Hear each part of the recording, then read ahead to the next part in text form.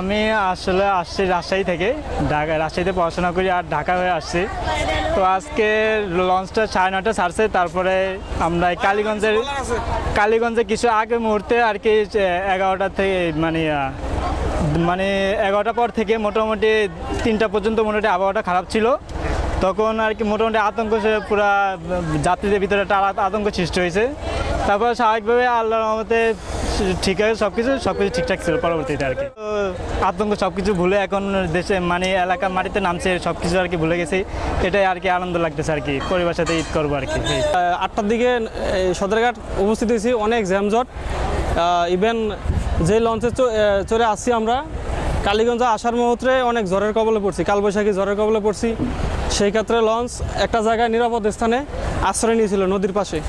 ওখানে আমরা আধা ঘন্টা ওয়েট করার পরে দেন লঞ্চ ছাড়ার পরে তারপরে আমরা কালীগঞ্জ ঘাট করলাম। কিন্তু যেই পজিশন বা যেই পরিস্থিতি দেখছি, খুবই ভয়াবহ অবস্থা। আমার 27 বছর লাইফে এরকম অবস্থা দেখি না, এত ভয়াবহ হয়েছিল নদীর ভিতরে। আমি আসছি ঢাকা মিরপুর থেকে, আসছি আলহামদুলিল্লাহ ভালোই সদরঘাট পর্যন্ত। আসার পরে দেখছেন তো আপনি, এখানে একটা ঝড় হচ্ছে আজকে। লঞ্চ চলছে খুবই একদম ধীরে সুস্থভাবে, ঠিক আছে। লঞ্চ আসার কথা ছিল 2টা বাজে, যেখানে লঞ্চ ছাড়ছে আপনার 9:30, হ্যাঁ 9:20 বা অথবা 30-এর দিকে লঞ্চ রওনা করছে ভোলার উদ্দেশ্যে।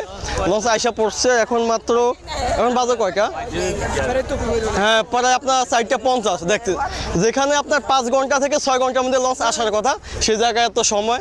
মানুষ খুবই ভোগান্তির মধ্যে ছিল। লঞ্চটা খুবই বাজে, এই লঞ্চে কখনো আসেনি। যদি জানতাম তাহলে লঞ্চে কখনো উঠতাম না। যাত্রী অফুরন্ত, মানে যা লোড নিবে তার থেকে হ্যাঁ 3 গুণ যাত্রী নিছে, অফুরন্ত যাত্রী, মানে বসার মতো জায়গা পায়নি। 3 ডাবল যাত্রী হয়েছে ভাই। এত যাত্রী নিয়ে লঞ্চ চলাচল করা আমাদের পক্ষে ক্ষতিকারক, ঠিক আছে। যেভাবে লঞ্চ করছে, লঞ্চে এক পাশে ডাইভ হয়ে গেছে, যে ঝড় তুফানের ভিতরে তো এক পাশে ডাইভ হয়ে গেলে তো অনেক ক্ষতিকর। এটা তো আপনারা বুঝতেই পারতেছেন যে অবস্থা। লঞ্চগুলোতে যদি যাত্রী কম হয় তাহলে আমাদের নিরাপত্তা একটু ভালো হয়, আমরা সঠিকভাবে বাড়িতে আসতে পারি, যাইতে পারি। বৃষ্টি বাদল হয়েছে, ঠিক আছে, বৃষ্টির কারণে একটু মানুষের ঠিক আছে একটু কষ্ট হয়েছে মানুষের, তাছাড়া এমনি কিছু না, এমনি স্বাভাবিক আর কি, সব কিছু নিয়ন্ত্রণ ছিল।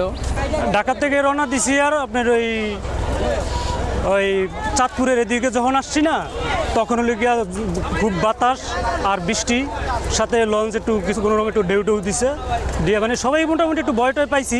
তারপর আল্লাহর নাম লিয়া মোটামুটি আস্তে আস্তে ঠিক হয়েছে। পরে ওই যে চাঁদপুরের আপনার ওই শহরের এদিকে বিরিয়ে রাখছিল লঞ্চ বিরিয়ে রাখছে, যখন একটু ঠান্ডা হয়েছে তখন যায় হলো গিয়া লঞ্চ ছাড়ছে আবার। আমরা লঞ্চে যতই কষ্ট করে আসছি না কেন, তো সবার সাথে তো বাড়িতে দেওয়া ঈদ করতে পারবো, আনন্দ করতে পারবো, এটাই অনেক কিছু। আমাদের নিজের বাসায় আসছি, ঢাকায় জব করি, পরিবারের সাথে ঈদ করার জন্যে, সবার সাথে দেখা করব, ঈদ করব, আনন্দ করব একসাথে।